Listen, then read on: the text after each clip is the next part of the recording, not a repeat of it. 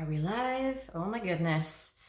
I just hit the live button and it told me I was offline. So hopefully this is working. And if you're watching this, it means you're watching it on the replay. So make sure to comment #replay if you are seeing this to let me know that this video is in fact working, and also to let me know that you did tune in. So yay, it's day one of our 5-day Bye Bye Belly Bloat Challenge. Appear 5 pounds leaner in just 5 days. Hello, Jessica. And as you guys start jumping on, I'm gonna give it a minute because I was a minute early. I'm always someone who likes to be a little early versus a little late. So as you jump on, say hello. And then again, if you are catching this on the replay, comment #replay so I know that you did see this video. And just as a reminder that during the next 5 days, as I go live, participation points do count and matter. Hello, Catherine. So just before I jump in, a reminder that there is a prize, another prize at the end of the next 5 days. So for participation points, those who engage in every single video all 5 days will have their name put into a drawing to win $50 cash and a 4-week personalized workout plan made by me for you. And along with that, you get bi-weekly coaching check-ins and a little bit of give you a taste of what it's like to work with me in the Fit as a Mother Method program. So, all right, we see some people jumping on. I don't want to take up too much time because yes, this will be available for the replay, but do know that after the week, these videos will be taken down because all this information that I'm about to give to you over the course of the next 5 days is all information that I give to my one-on-one online coaching clients. So you are getting some amazing information, and take notes. You should have received an email. You'll receive an email every single morning, kind of going over all the things that we are going to talk about each day as well. So you'll have access to those. But these videos will be taken down after the challenge is over. So I'm gonna jump right in and let's kick this off. So let's talk about bloat. So what is bloat anyway? So the definition of bloat is swelling, distension, or fullness of the stomach, oftentimes due to gas being trapped in your intestines. So is bloat belly fat? The answer to this is no. So they are two different things. So belly fat is actually going to accumulate over time, and it's actually a lot harder to get rid of than bloat is. So bloat can kind of be an instantaneous extension, whereas belly fat develops over time. And so belly fat happens when you are consuming more calories than you are burning over an extended amount of time. So there is a difference between belly fat and bloat. But the information that I'm going to give to you today will not only help you with bloat, but it actually is going to help you with belly fat as well. So it's all about consistency, right? So the things we're going to go over today and the next 5 days is going to help you not only with your bloat, but it will actually help you with belly fat over time if you are consistent with the information we're about to cover. So a little bit of information. Bloating and gas are usually tied to what and how you eat. So a few simple changes could definitely help with your bloat. And today we're going to talk all about nutrition and how nutrition plays a big impact on your bloating and of course belly fat as well. So when it comes to nutrition, overeating is the most common cause for bloating. So what can you do about that? You can eat smaller portions, consume less food over time or during your day to help you with that overeating, causing the bloat sensation. Eating rich and fatty foods can also make you feel uncomfortable and like give you that stuffed feeling. Like if you have some fried foods, that's probably gonna feel, heavy in your stomach. Fat does take longer to digest. compared to protein and carbohydrates. So it's gonna keep your stomach feeling fuller. Hi, Michelle. So the remedy to that is just lessen the amount of fatty foods that you're consuming. Don't twist that with eating low fat. We still need fat in our diet, but we just want to make sure that we're not having too much and that we are getting some of those healthy fats. Let's see here. Eating too fast can actually cause bloating. So when we eat too fast, we're like inhaling our food and we can actually swallow a lot of air, and air in the stomach can cause bloating. So what's the remedy to that? Slow down your eating, and that could definitely help.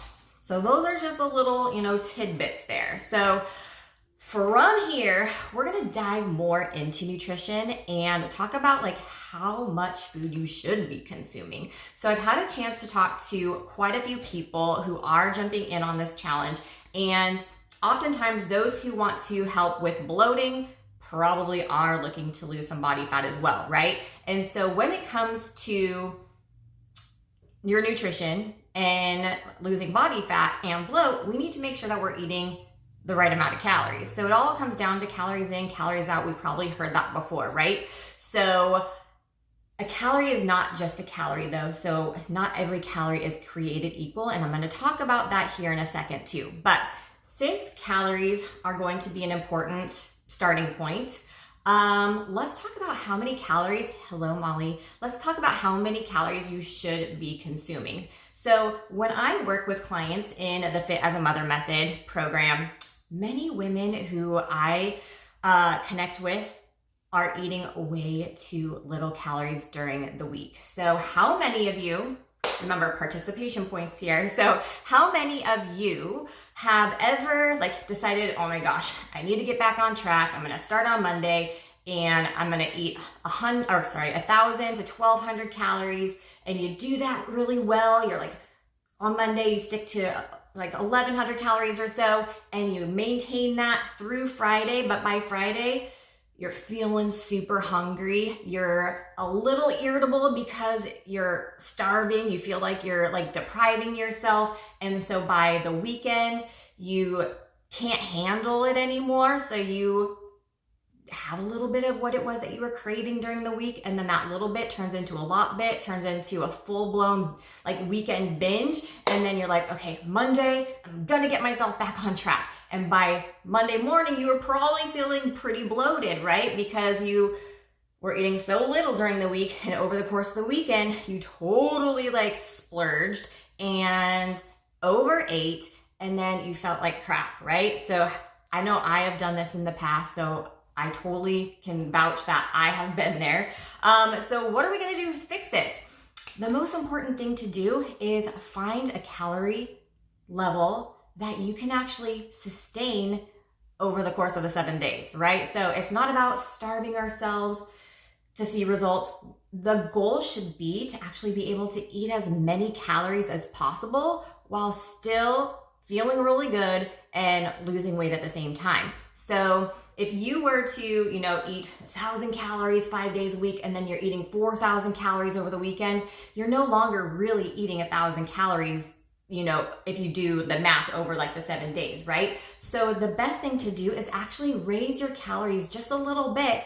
And so over time, you can be eating a little bit more daily and not feel the urge to completely binge over the weekend, and will eliminate some of those bloating tendencies to happen. So this is what we're going to do now. We're going to I'm going to give you a simple calculation to determine how many calories you should be consuming if de-bloating and fat loss are your goal. So how many of you here are fat loss? You want to de-bloat, but you also want to lose some fat too. Raise your hand, give me some emojis or some hearts in the comments below if that's something that you're here for. Because I know a lot of people that I talked to, this is kind of what they were here for. So let's give you I'm going to give you a simple calculation to determine how many calories you should be consuming. All right, are you ready? So take some notes. This is the simple calculation. What you're going to do is you're going to take your goal body weight, So whatever your goal body weight is, if you're someone who is, I'm gonna give you an example. Say your starting weight is 150 pounds, but your goal is 130 pounds. So 130 would be your goal body weight, right? So take your goal body weight and you're gonna multiply that by 12. So do that math. You can do it right now, write it down if you need to, and you can come back to it later. So in this example, 130 times 12 equals 1560. So each day I would want to consume 1560 calories, and that would be the amount of calories for fat loss. It's much higher than 1,000 or 1,200, right? The thing is 1,000 and 1,200 is too low for anyone. I've never, ever, ever, and will never have any of my clients on 1,200 calories because it's far too little, and I'm not gonna get into it, but I never have anyone consume less calories than their basal metabolic rate, which you can jump on a Google search and punch in BMR calculator, and it will tell you what your BMR is. It's the amount of calories that you require at rest, just to exist, just to keep the lights on. Our body is burning calories just to keep you alive. And if you consume less than that, your body's gonna start shutting down, and that's not a good thing, right? So back to our calculation. So now we know how many calories we should be consuming daily, right? For some of you, this is like, oh my gosh, that sounds like so many calories. But trust me, trust the process. Now, if you are someone who is extremely inactive and you say you get less than 5,000 steps a day, you could go ahead and times your goal body weight by 11. But most people are probably gonna be better off with that times 12, okay? So now that we know how many calories we should be consuming, as I mentioned before, not all calories are created equal, right? So let's say we have 1,000 calories of chicken, and then we have 1,000 calories of donuts. Now, 1,000 calories of chicken is gonna have a different nutritional makeup than 1,000 calories of donuts, right? So that just shows that, our body is going to respond a little bit different based on where our calories are coming from. And so our calories are going to be made up of our macronutrients. So how many people have heard the term macronutrients or macros? Are you familiar with the term? So our macros or macronutrients are our carbohydrates, our protein, and our fats. So we want to make sure that the calories that we're consuming, that we are getting a good balance of those macronutrients in order to make sure that we're not bloating and putting on, additional body fat. So the most important macronutrient to keep track of is protein. So I find that most of the women that I work with have a really hard time with this. And so this might be a challenge for you, but I'm going to tell you another calculation, or I'm going to share another calculation to determine how much protein you should be consuming in order to de-bloat and to see fat loss. Okay, are you ready for it? Awesome, guys. So what you're going to do again is you're going to take that goal body weight number. So the example I was given before was 130. So you're going to take your goal body weight and you're going to multiply that by either 0.8 or 1. So if you're someone who has less than like 20 pounds to lose, you might be better off with by the 1. So taking your goal body weight times 1. So that would be 130 grams of protein in this example.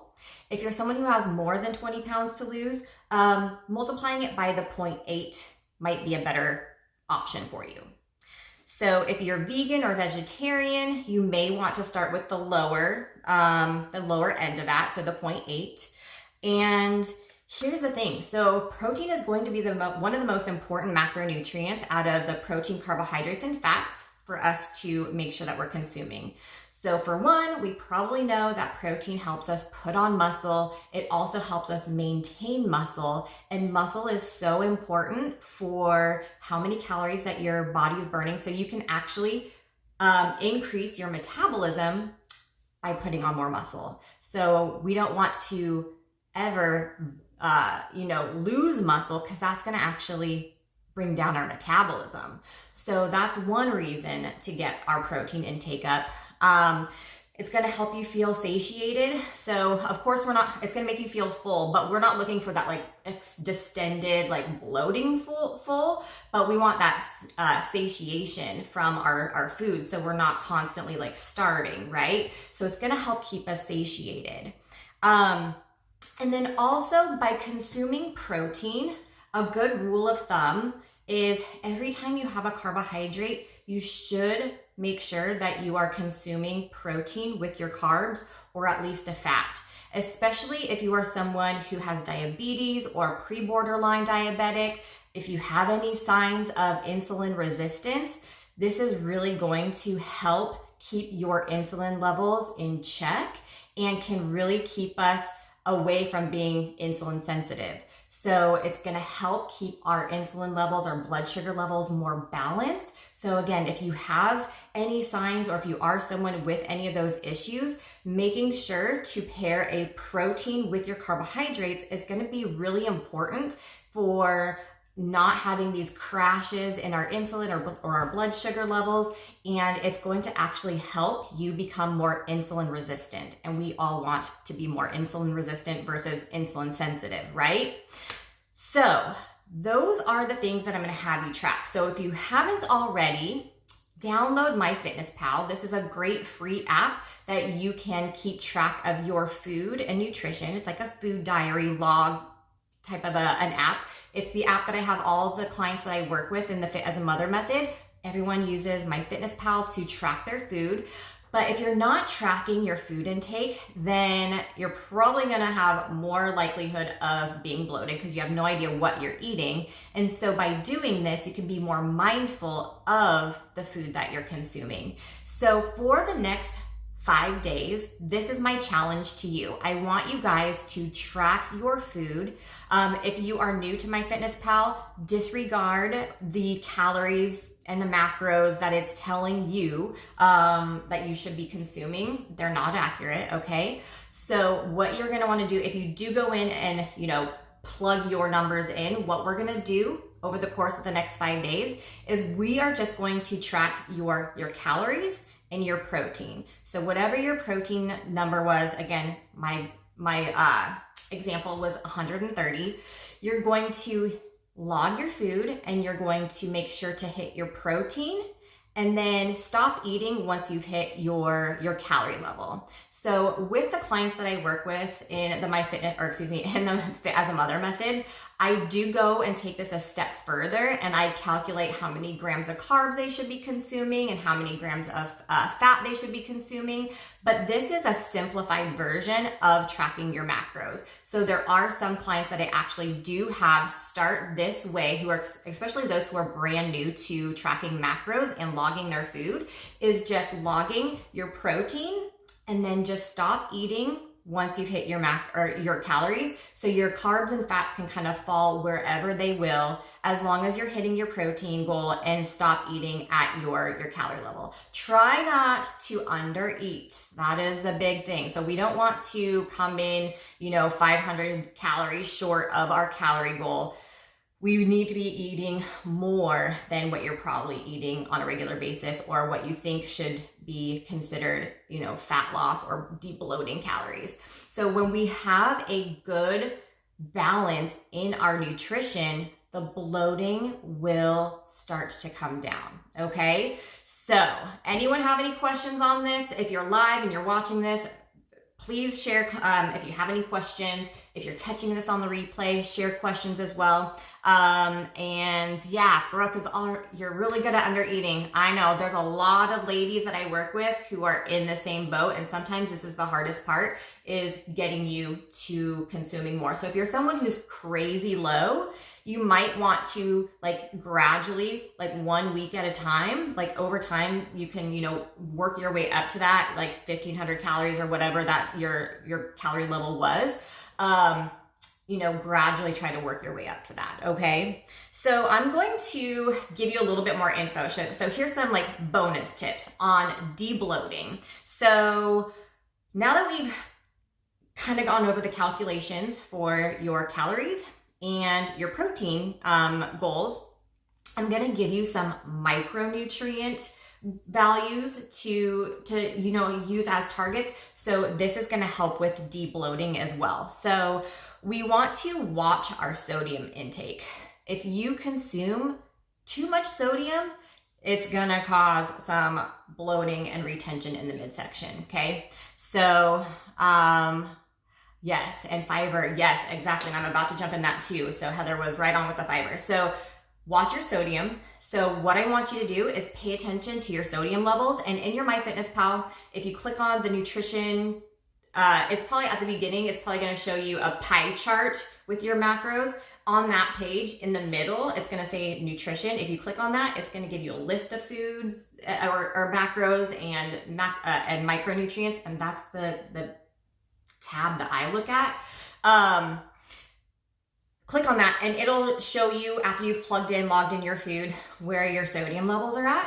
And here's your goal for sodium, okay?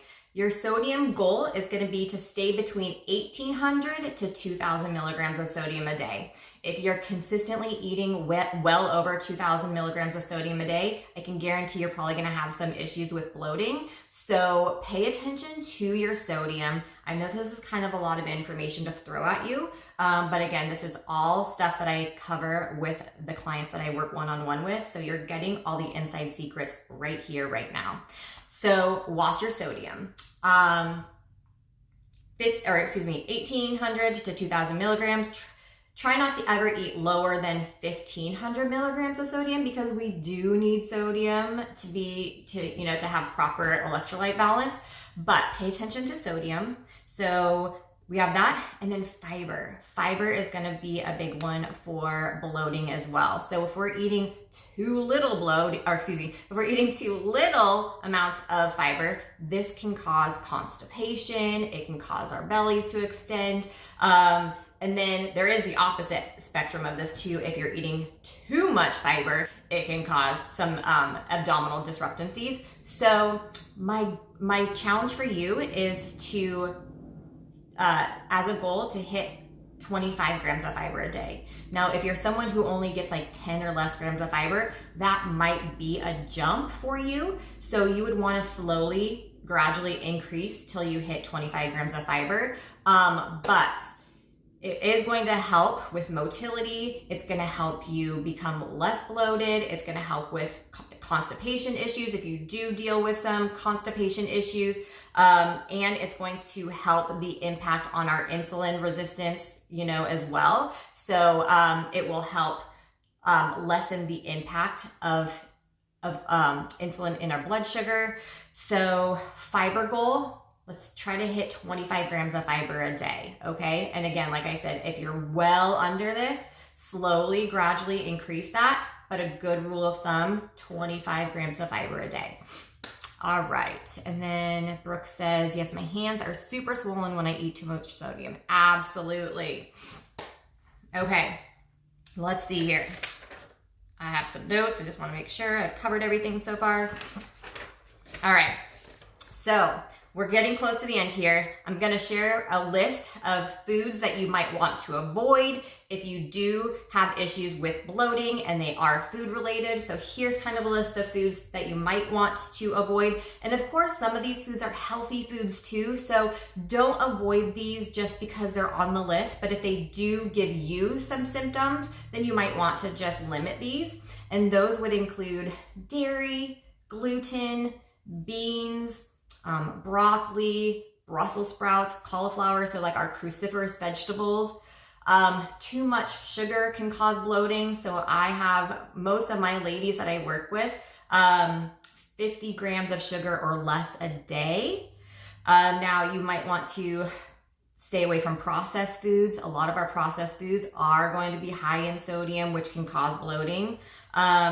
Stay away from carbonated drinks. If you have bloating issues, carbonation is going to add more gas to your tummy. If you're a gum chewer, you might want to hold off on chewing gum. You're going to swallow more air that way, And a lot of gum has a lot of those artificial sweeteners. And so artificial sweeteners will cause a lot of bloating and gas as well. So if you're consuming foods that have artificial sweeteners or that have like sugar alcohols added to them, so a lot of our like no sugar food items, a lot of our protein bars have sugar alcohols. If you have bloating after eating those things, could be the cause. So limit your artificial sweeteners. And then sucking on hard candies too can cause you to swallow more air. So that's kind of a little list of the limit foods. Some things that might help when it comes to food related. If you want like instant relief from bloating, ginger, like if you do a ginger tea or something like that, or peppermint. So peppermint tea is good as well. Those are pretty good at helping us de-bloat in a quick manner. Apple cider vinegar, ACV, with the mother. So you have to make sure it's with the mother, to make this like beneficial. You can do shots of that. Please make sure that you dilute that with water if you decide to do that, so you don't eliminate the enamel on your teeth. And then I have yoga in here. That's not food related. We'll talk about that at a later time. But those are a couple things that can help food related, to help you with that. And then water is really important as well. Water can flush out some sodium retention. So, all right. Any questions so far? Let's see. Are we putting our weight measurements and photos in this group for the challenge? Good question. So that is for you. Later at the end of this challenge, I'm going to give you the option to share your results. So at the end of the 5 days, I'll have a post available where you can share your results, and we will leave that to the end. So keep those measurements and your photos and all of that somewhere where you can access them later. So again, if you haven't, so that brings me to I should have said this at the beginning. If you haven't had a chance to take your body weight, your waist measurements or your photos, do so today. Try to get those in earlier in the day. I don't like to have people do any of that later in the day because you're gonna maybe be bloated, and food does cause our stomachs to extend regardless. So do that early in the morning.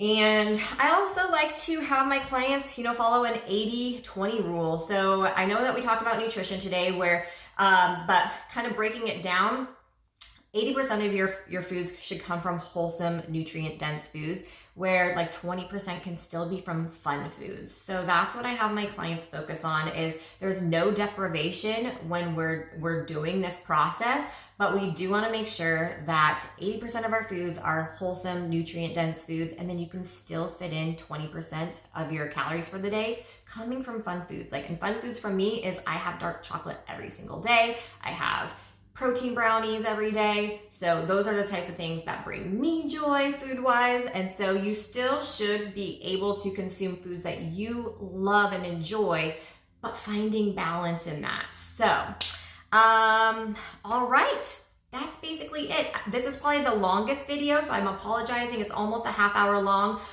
Each next video hopefully will be about 15 minutes or so, but this was a lot of information to cover. So that is it. Let me make sure. Let's see. Dairy kills me. My mother-in-law thinks I'm crazy. You're not crazy. Dairy kills a lot of people, me included. If you're someone who does, even if you're someone who does whey protein, it says it's dairy-free. It's not. It's not. So even whey proteins can cause crazy bloating. And so a vegan protein powder will definitely be, a better option. Just going through some of these to see if I missed any questions before I sign off. All right. I don't think so. It's being all wonky. Anyway, okay. Cool. All right, ladies, I hope this was valuable. If you found value in any of this information, please comment #value. And again, I want you to share what's your biggest takeaway after watching this video. Share what your biggest takeaway is. This will give you participation points for that prize at the end.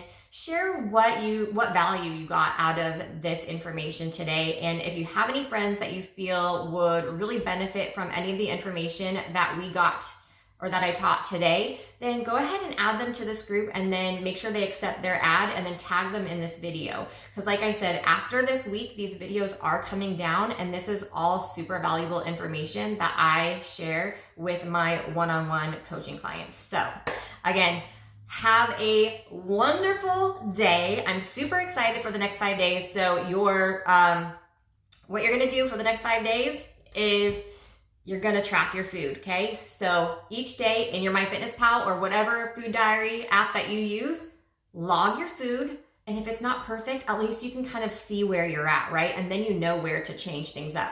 But make sure to eat enough protein. So you're gonna have to eat protein all day long. You can't wait till your dinner time to eat 130 grams of protein. So go ahead and log your protein and then also stop eating once you've hit your calorie level. And we're gonna do that all 5 days, okay? If you have questions on that, drop them below. I wish you well, and I look forward to seeing you guys tomorrow. I'll see you guys later. Thanks for tuning in.